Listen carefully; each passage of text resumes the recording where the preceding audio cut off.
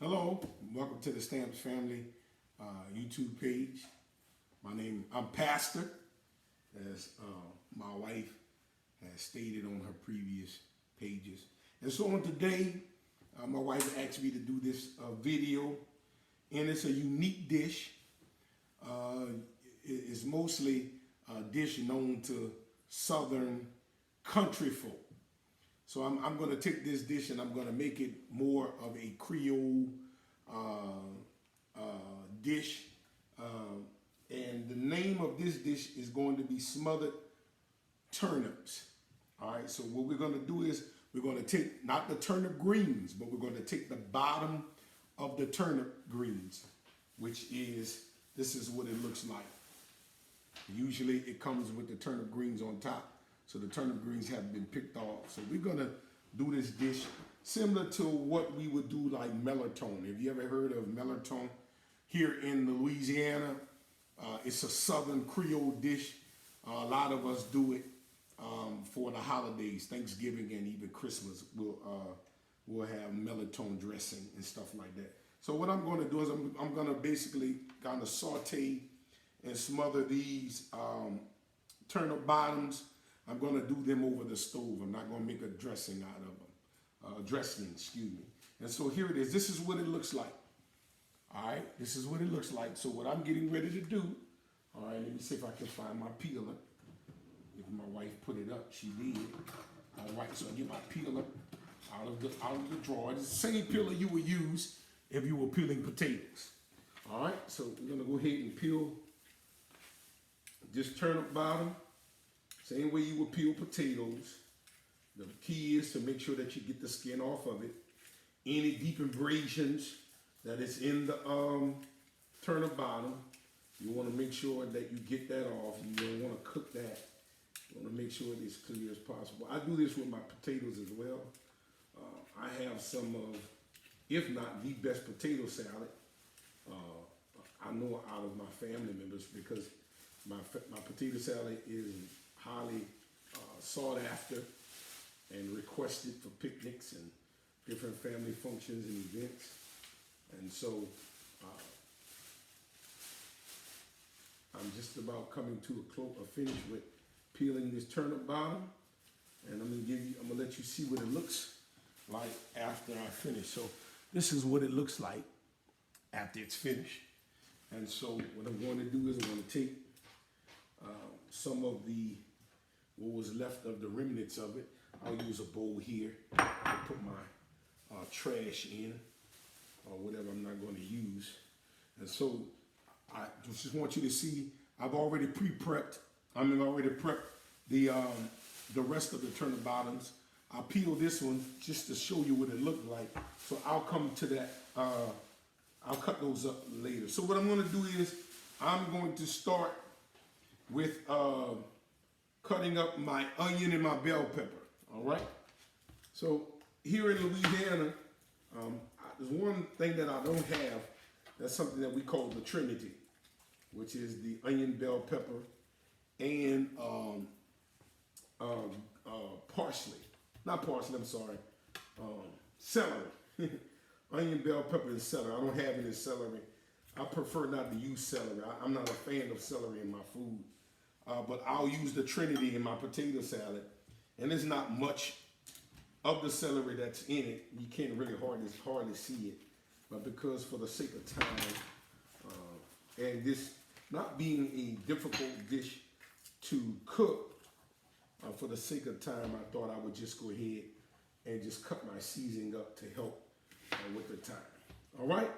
And so, just to give you a little history of my cooking experience, I was born and raised by my grandparents, and there's a lot of dishes that I've learned to cook by observing my grandparents, especially my grandfather. My grandfather, he's been dead since 1998. Matter of fact, he died a few days after my daughter was born. And so a lot of the things that I got as far as cooking and certain ingredients and recipes, I got from my grandfather. And he was born and raised, him and my grandmother were born and raised in St. Francisville, Louisiana. It's right not too far outside of Baton Rouge. And some of you are familiar with it. New Roads and Point Coupee and all of that is around the same area. And so I was raised by my grandparents, so I'm kind of like a old school cook as it relates to preparing my food. I like to prepare my food with really fresh seasonings. Sometimes I go the lazy route when I'm trying to cook something quick, fast, and in a hurry for the boys. I'll go the lazy route and I'll use the Trinity that comes in a container that's already pre-cooked. But for the sake of time and for the sake of conversation, I'm going to go ahead and cut my seasoning up right here, right now, so that we can, so you could get to know me. So I am the pastor of a church here in Louisiana, and I've been pastoring for 5 years now. And so cooking is part of my pastime. I love to fish. I love to play golf, golf is something that I just recently took as a hobby within the last 6 to 7 months. A pastor friend of mine invited me and encouraged me to come and play. It was right around about the end of about the height of the pandemic. There wasn't much you can do inside, so it was a thing that we can do outside that kind of helped with the stress and the pressures of what was going on at the time. And just to give you a little understanding why I thought it was necessary, because I was on social media via other social media outlets for every day for some months. I think it was like 8 or 9 months during the pandemic. I was on 7 days a week praying and teaching the word, just giving the people encouraging words during that time, and praying for those who had contracted COVID. Myself in October of 20, was it October? I believe it was October of 20. I was diagnosed, ended up contracting COVID while working, and even though it wasn't as bad for me, it was an experience that I wouldn't wish upon anybody, because there was so much uncertainty with it. And all I did was I quarantined and I prayed and asked God to help me get through the process, and I did. And so I really understand the importance of having things like this as a form of outlet to relax you, and especially if it's something that you love to do. So what I'm doing now is I'm cutting the onions up, and I'm gonna tell you, I really don't like my onions cut up fine, like real small, because I like to taste the onions in my food. Now usually when I'm cooking for the boys, their favorite dish is spaghetti and meat sauce. They don't like meatballs, but they like meat sauce. And so they prefer for me to cook that rather than First Lady, because I like my meat sauce a little sweet. Not sugary sweet, but just to take the blandness out of the tomato gravy. And they love it. They've been raised off of it, and they wouldn't have it any other way. And so what I'm going to do now, I didn't want to turn this, I'm going to turn this down. What I'm going to do now is, since I finished the onions, I'm going to go ahead on and move over to cutting the bell pepper. And I'm going to tell you, I like to see onion and bell pepper in my food. A lot of kids, if they see it, they won't eat it. I know some of you parents may know what I'm talking about. Some parents, if your kids see the bell pepper, the seasoning, and the onions in the food, they won't even touch it. But I'm different. I love to see the seasoning in my food. And so right now, as you see, I'm getting ready to cut up. I kind of started cutting the bell pepper up a little earlier. And First Lady reminded me, she said, you got to let the people see you cutting the seasoning, because it probably can be considered a 30, well, I won't say 30-minute meal, but just a prepping And at least getting it started probably would take about 30 minutes. So now, just to let you guys know, this is actually my first time cooking this meal. One of my friends, good friend of mine, his mother, she's from LeBeau, Louisiana. That's in between Lafayette and Alexandria. And she's from LeBeau, Louisiana. And so me and her were talking one time, and she asked me, had I ever had turnip bottoms? And I said, no, ma'am, I never had them. You know, and I guess surprisingly, you know, me being raised by my grandparents, I remember my grandparents preparing turnips and different things of that nature. But of course, being a child or being a teenager, things like that wasn't appetizing to me. I just didn't think I would like it. So even okra, I didn't start eating smothered okra until I became an adult. No. Yeah, probably about 17 or 18. So close to it. I started, maybe 16. Okay, yeah, I maybe was 16 or 17. Before, at one time, I wouldn't even eat okra because just the way they prepared it, I saw how slimy it was and all this kind of stuff. And just so happened one day, you know, they used to get something for me. They used to cook something especially for me.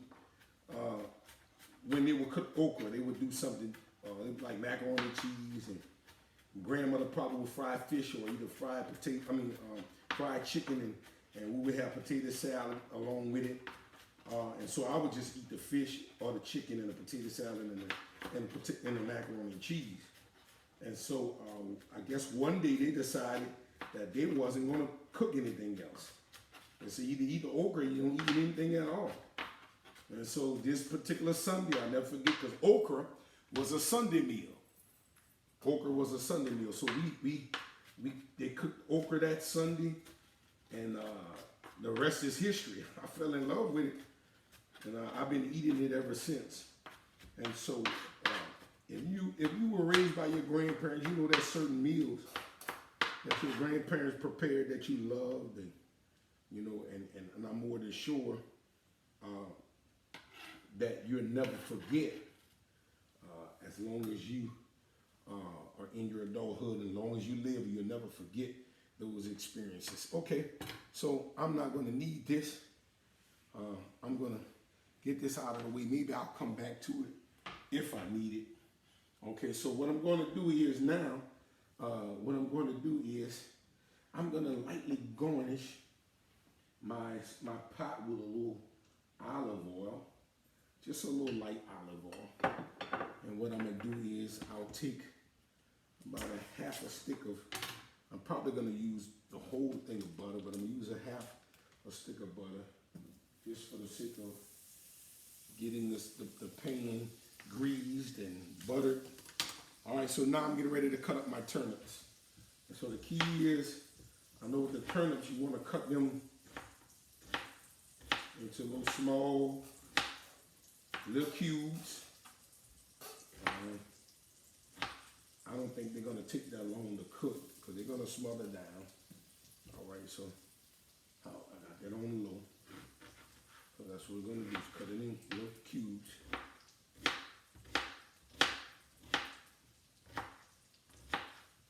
Now I told you, this is my first time attempting to cook turnips. So this is going to be quite interesting. My friend, he brought me some soup over the other day, and he had turnips in the soup. He sent me a picture of some turnips that he smothered the other day after he got off from work. And I'm going to tell you, man, one thing about it, you will appreciate the things that you learn through your parents or your grandparents, especially when you're cooking in the kitchen. There are some things, some dishes that I remember, and a lot of times I want to fix them, and want to prepare them, but I know my children, because you know they came up different than I did, they wouldn't even touch it. And so I would be wasting my time. Well, I won't say wasting my time because I would enjoy it, but I wouldn't want to eat all of it by myself because I'm telling you, there are some things that my grandparents prepared. My children would be like, "Daddy, you crazy? I want to eat all of that." And so I really thank God for the experience of being raised by my grandparents. My mother was in school getting her certification and stuff like that, and so like most kids, I decided the best place for me would be with my grandparents. Even when my mom got her certification and was ready to take me, I didn't want to go. And so a lot of my cooking experiences and a lot of experiences I had in life, I learned within the confines of my grandparents' home. I saw a lot, I experienced a lot. And so I'm grateful for that opportunity. And so these dishes like this, these are comfort meals. Melatonin, these turnip bottoms. My grandfather would smother squash with shrimp and onions and ham seasoning in it. He would do mustard greens, turnip greens, collard greens. He would do succotash. Man, listen, I mean, if her lady allows me, some of those dishes I might do a throwback on some of those dishes because I haven't had them in so long. And I might try to attempt. That was one dish. I'll never forget. I got a couple more of these turnips. I told first lady it was a lot. She told me to cut all of them while I was talking to you guys. So that's what I'm gonna do. There was one dish my grandfather used to cook. It was a spaghetti dish. He used red gravy, onions, the Trinity, and then he would get salami, cube salami, cut salami up along with smoked sausage, whatever kind of smoked sausage of his choice, whatever brand, smoked sausage, and he would get dried shrimp, mix all of that together. He would mix it in the red gravy together with the seasoning and the other sausage and stuff, and then he would boil spaghetti, and then eventually he would add the spaghetti to it. It'd be like almost like a casserole, but it wouldn't be baked in the oven. It would be over the stove. You talking about amazing, simply amazing. And so, I'm just trying to get these turnip cut so I can go ahead on and show you the rest of my ingredients. One of the things that you're going to see will be surprising to you that most people probably wouldn't put in this kind of dish. It's going to give it a Creole, Cajun type flavor to it. And here in Louisiana, that's the way we cook. We cook with a lot of seasoning, a lot of flavors. So I don't know if I'm gonna be able to use. I might not use all of these turnips. I might cut a few more and then I may freeze the rest of them and then might cook them another time. This is going to be a Sunday meal. I don't know if the family is going to want to eat it. They'll be welcome to it, but I'm not going to allow them to eat all of it. And so y'all going to see a lot of interesting things come from this kitchen because I love fish. I love the barbecue. Somebody might want me to have on my own little cooking show once you see the stuff that I have prepared.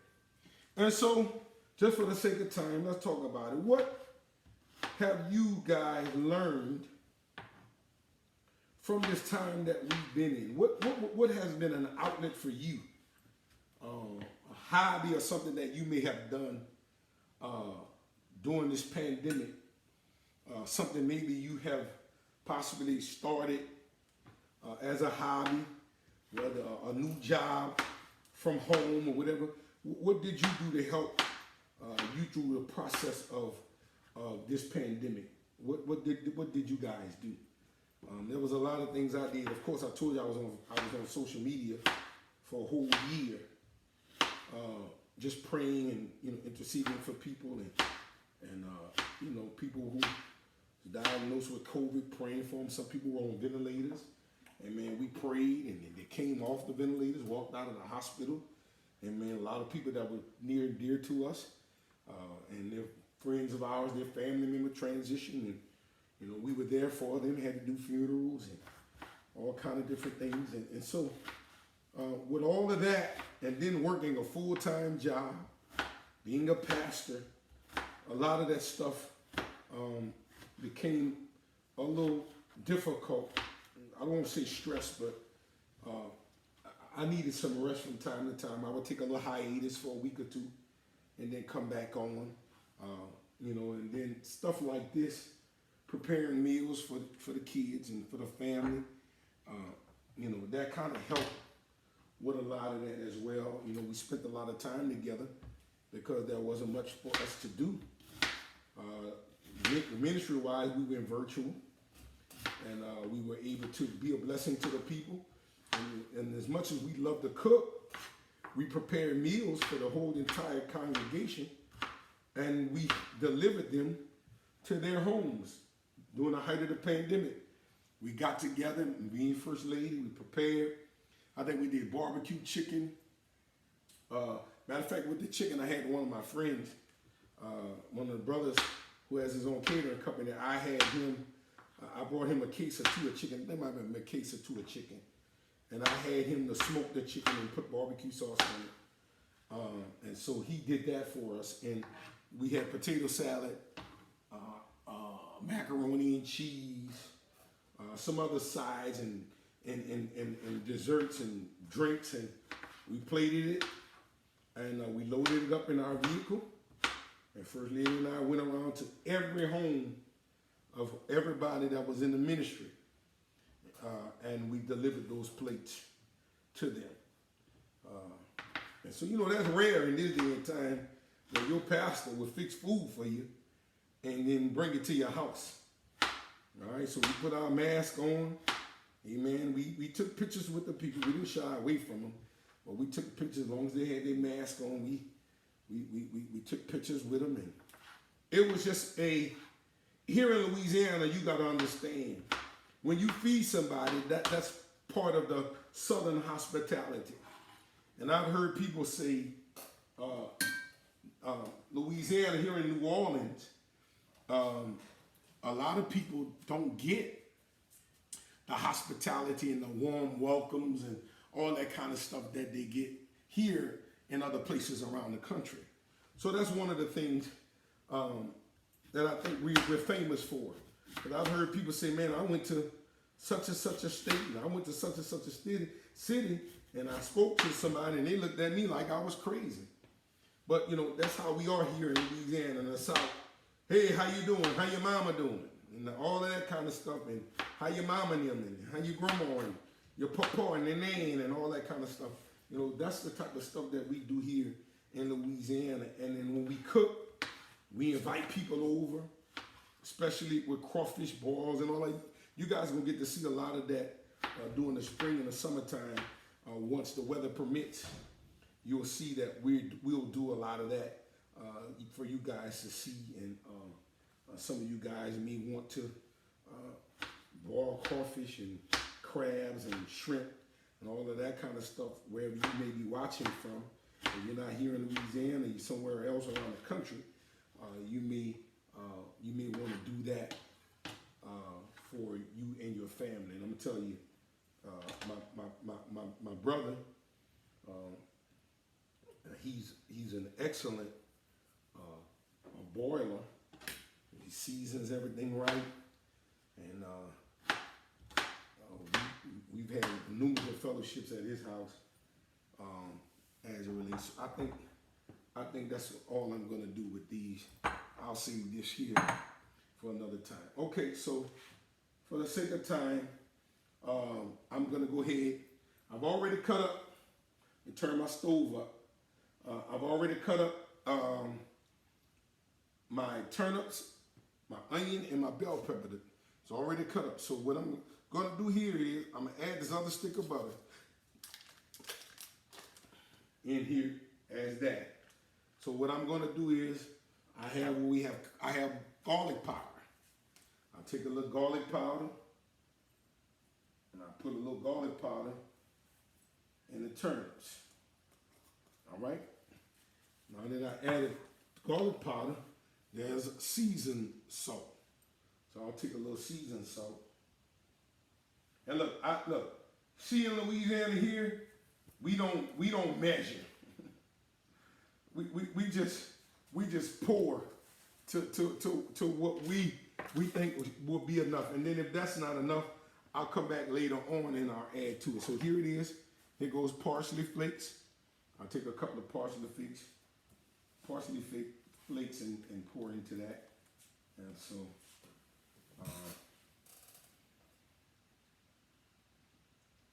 I believe this is going to be off the chain. All right. And so here it is. We take our onion and our bell pepper, mix it as such, and we'll go ahead and add our onion and bell pepper to it.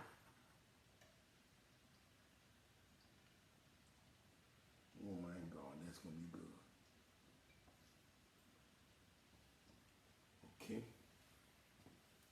I know y'all looking at my hands. So let me add another. I might just go ahead and do all of them. That might be what I need to do. Because they're probably going to cook down to nothing.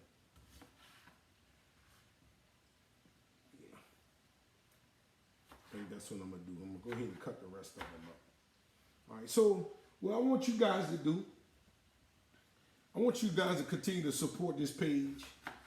And I know First Lady may have given you the concept of this page, but the concept of this page is basically to let people in to our lives as it relates to us being a pastor and his family, because you know some people they turn away from watching stuff with church folk.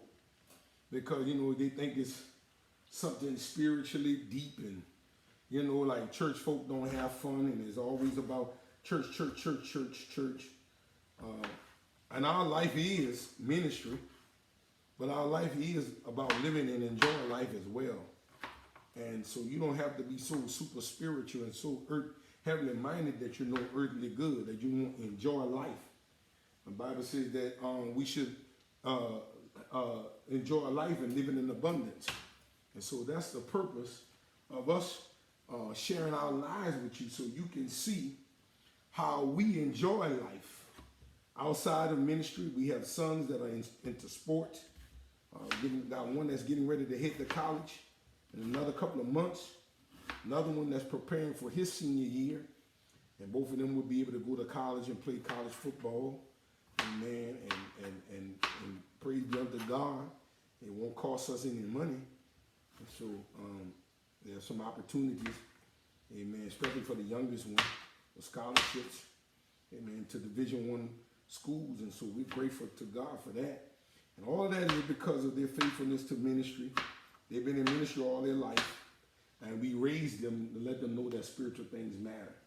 But at the same time, we support them in all of their endeavors and whatever it is that they're inspired to do. And so you're going to see a lot of that as well. Us going to different colleges and camps and working out and different things like that. And 7-on-7s and stuff like that, you'll see. Hopefully we'll bring a lot of attention to our page and a lot of subscribers. And hopefully a lot of people will get the insight and the truth of how the Stamps family, they really live. All right.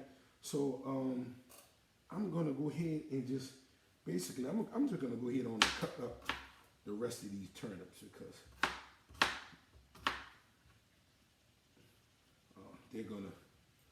they're possible. Now this is the thing about it. We're gonna have to figure out how we're gonna edit this so they can see the finished product because the finished product is gonna take a while. So we're gonna have to figure out how to edit this to bring you to the end. Now I'm gonna share this with you. People might say, well, what are you gonna eat with it? Most cases, here in the South, when we eat, like when we cook red beans and rice may have smoked sausage in it. It may have pickled meat, which will come with like pickled pork,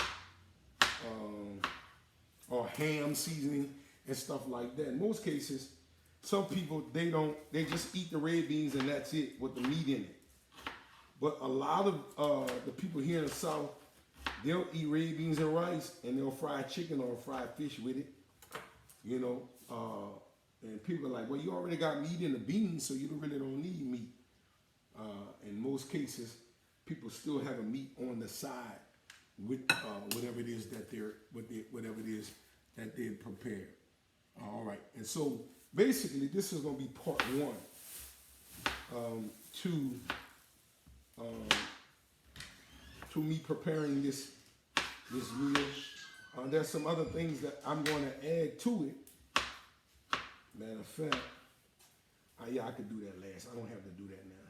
Let's go, not last, but I can do it in part two. Some things I'm going to add to it that's going to help further with the flavoring of this smothered turnip bottoms. All right, so this is a country style Cajun Creole type meal.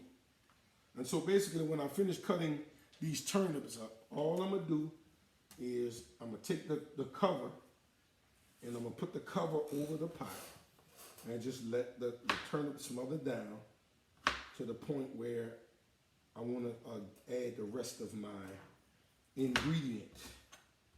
And so you're going to see those ingredients in part two. Okay, and so remember, if you want to try this dish, you go to the grocery store, your local grocery, and see if they have turnip greens.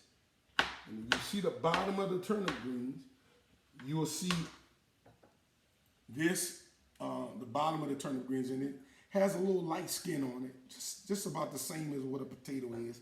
Maybe not as thick as a potato skin, but and you'll peel it just like you would do a potato. Basically, you will cut the edges off of the turnip greens because it leaves a little piece on the bottom. So you will cut that off on both ends, so that way you can go ahead and peel it, and you be able to cut it up as I am doing now, and you could go ahead and put it in a pot. So you would leave turnip bottoms, a stick of butter. I have parsley flakes, seasoned salt. I can't call the name of it, but it's a Creole seasoning salt. And I got salt, sea salt here in the event I need it, but that probably won't come until I get to the point where I want to taste it. Because some of the seasoning salt has a little kick to it. And so you don't want to overpower it. See, I don't like spicy food. And here in the South, and especially in New Orleans, we're known for spices. Like spicy food, you know, like your crab boils and stuff like that. I don't like it spicy. And so I try to stay away from the spicy food. And so you don't want to add too much seasoned salt into your food because it's going to spice it up. And so what I do is, in the place of it, if it needs a little salt, I'll add a little salt to it. Okay, I'm just about done with this last turnip. And so what you're going to see now is you're going to go ahead and add the rest of this into the pot. And once once I do that, what I'll do is I'll go back and garnish over with some of the things that I put on the bottom part, just a little of the seasoned salt, just a little, not much. Go back over with a little garlic powder. All right. Then I'll go back over a little bit with a little parsley flake, just to garnish the top of the ones that I didn't put in. So in the beginning. All right. So now that I have all of that in, I'll add a little more onion and bell pepper. Matter of fact, just go ahead and add all of it in there. Won't cook down anything. All right. All of that's in there. Now that I have all of that in there, now what I'm going to do is I'm going to take my top, I'm going to put my top on the pot, and I'll cook my turnips on about medium. All right, so we'll let that cook until it begins to become tender. And this concludes part 1 to our video of smothered turnip bottoms. I'll come back with part 2, and I'll add the rest of the ingredients. And then hopefully it won't be that long before you will see the finished product. All right, stay tuned for episode 2. Thank you.